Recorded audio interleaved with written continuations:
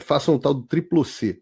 Curta, comenta, porque a integração do chat ajuda muito, e compartilhe.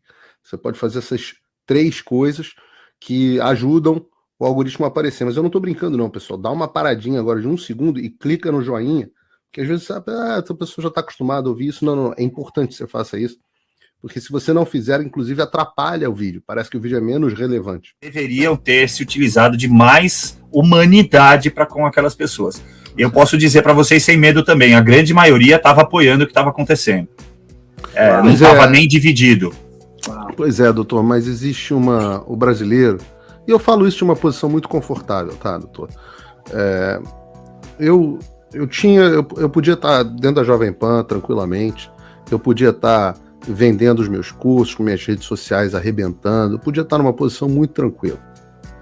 Eu tomei uma decisão consciente de falar as coisas que eu ia falar no ano passado. Eu reli, por exemplo, a ação do Ministério Público Federal contra a Jovem Pan, na qual eu sou o comentarista mais citado. Eu tenho 40 vezes eu sou citado dentro da ação. O segundo maior, se eu não me engano, acho que é o Augusto Nunes com 20. Eu tenho o dobro de citação do segundo mais citado. Então eu tomei uma decisão de vida, onde eu não ia me calar. Eu ia falar toda a verdade que tivesse que ser dita. E eu reuni a minha família e falei, olha, eu tô fazendo o que eu tô fazendo, meus pais me ligando pedindo pelo amor de Deus para parar, porque todo pai, o papel do pai é querer o que é melhor pro filho, né? Mas o pai acaba querendo o que é mais seguro pro filho. Os meus pais, meu filho, minha mãe, meu filho, E eu falei, olha, eu vou falar o que eu tiver que falar. E vocês me criaram assim, então a culpa é de vocês, no final das contas. E eles, graças a Deus, apoiaram a minha decisão.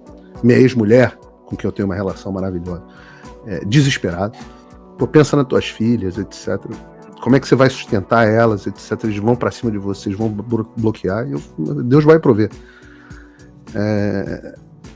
Minha namorada, desesperada, etc, etc. Todo mundo. Meus sócios e ex-sócios. E eu tomei a decisão que eu tomei, e quando veio a notícia de que eu tive minhas redes sociais bloqueadas, né, que era o meu ganha-pão, né? Depois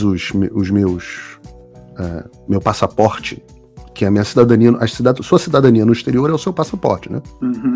Então, eu tive minha cidadania cassada, né? Eu tive todos os meus bens e ativos bloqueados. Minha conta no Nubank, para eu fazer Pix de R$22 pro Bolsonaro, não posso fazer, porque todos os meus ativos no Brasil bloqueados. E, alguns dias depois, o Ministério Público Federal forçou a Jovem Pan a me retirar do ar. E não teve surpresa nenhuma para mim. Eu sabia de tudo isso. E com uma ordem que existe dentro do sistema da Polícia Federal de que se eu entrar no Brasil, eu fico detido por aí. Então eu sabia disso tudo. E fiz o que eu fiz porque eu achava que era certo. E é isso que eu exorto, de uma posição muito confortável, de ter sofrido mais consequências do que até muitas das pessoas que foram presas. Porque eu acabei tinha muito mais a perder, né? Dessa posição que eu exorto essas pessoas que estão dentro de farda a fazerem alguma coisa. Porque, não sei se vocês já leram o Arquipélago Gulag, não? Sim.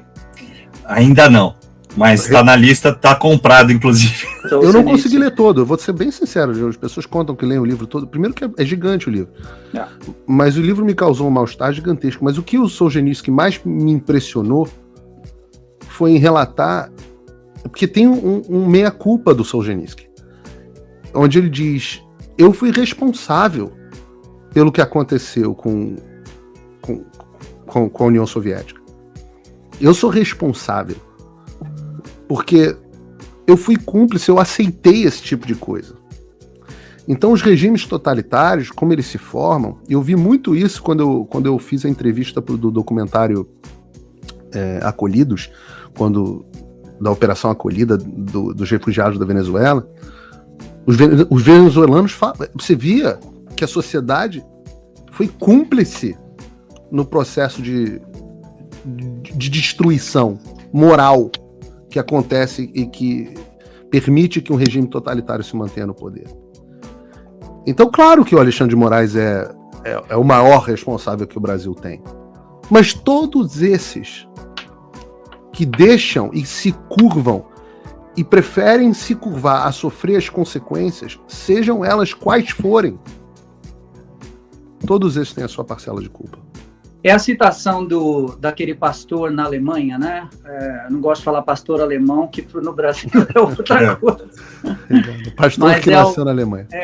É o Martin Niemöller. É a frase que está escrita na entrada no Museu do Holocausto em Jerusalém, que eu vi em 1995. E esta frase está na entrada do Museu do Holocausto aqui em Washington, D.C. Eles vieram para os negros, eu não era negro, eu não fiz nada. Eles vieram para os gypsies, para os ciganos, eu não era cigano, não fiz nada. Eles vieram pegar os judeus, eu não era judeu, até que eles vieram para me pegar e eu não tinha mais a quem clamar. É isso, Paulo, é literal, é o espírito do Solzhenitsyn, né? É exatamente isso, essa é a ideia. E eu acho que eu exorto os brasileiros para que enfrentem as consequências. Estejam dispostos. Como o Dr. Caivano está fazendo. Vocês acham que é bom para a vida? Como advogado, o Dr. Caivano está ferrado. Ferrado. Acabou. Acabou, Paulo. Acabou. Eu sei porque eu sou as pessoas falam assim: volta a ser empresário. Que a minha vida sempre foi como empresário. Eu abri mão disso para poder me dedicar ao jornalismo. Volta a ser empresário. Eu falo: você gostaria de ser sócio do Paulo Figueiredo? Uhum. Correndo o risco de ter os seus bens bloqueados, os bens da sua empresa, sua conta bancária, sua vida devassada amanhã? Você gostaria de ter-me como sócio? Uhum. Ter-me como sócio? Não. Então, qual escritório de advocacia quer ter o Dr. Caivano como sócio? É isso. Quem quer contratar o Dr. Caivano? É isso. O cara começa a ser persona não grata para os juízes. E aí Exato. Você quer um advogado que é persona não grata para o juiz, entendeu? Então,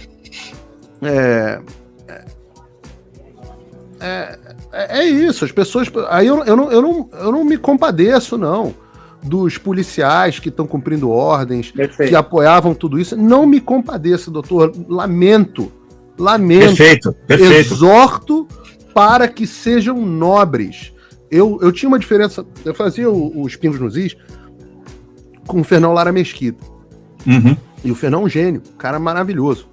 Adoro ele. Mas nós tínhamos uma divergência muito grande. Ele achava que democracia se fazia colocando os políticos sempre debaixo de pressão. E eu concordo com isso. Mas eu falava pra ele que, acima de tudo, você precisa de uma sociedade moral. Perfeito. Antes de você... Porque a democracia que o mundo inteiro copiou, que é a democracia americana, partiu de um povo moral. E até o tema do fim da América é esse. E quando o povo se tornou imoral, a sociedade... Veio o que eu chamo de o fim da América e do mundo como conhecemos. Então o que eu exorto o brasileiro é para que ele seja um povo moral. Não! Seja corajoso. Seja virtuoso. Perfeito. Sejam virtuosos, porque...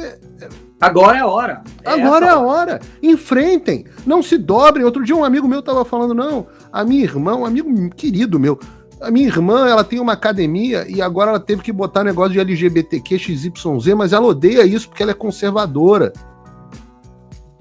E eu falo assim, e por que ela fez? Não, porque a pressão é muito grande. Eu falo, mas que pessoa sem espinha dorsal? Lamento dizer. É isso. É isso aí. Porra, a pressão é grande. Então parem de esperar um salvador da pátria, parem de esperar os militares que vão chegar com tanques e vão resolver tudo. Uhum. Sejam virtuosos nas pequenas coisas das suas vidas. Amém. Como eu tô falando isso não é pelo meu exemplo, não, tô falando pelo seu exemplo, doutor. Imagina, quem sou eu, Paulo? Repito, só tô fazendo o que é certo mesmo que ninguém isso, não, mas porra, mas que coisa maravilhosa fazer o que é certo. É isso. Porque no Brasil virou justificado que o sujeito haja como um covarde. Porque senão ele vai se ferrar. Como se ferrar Paulo, você tem medo do Alexandre de Moraes? É claro que eu tenho medo do Alexandre de Moraes, mas eu tenho mais medo de Deus. Perfeito. Né? É só isso.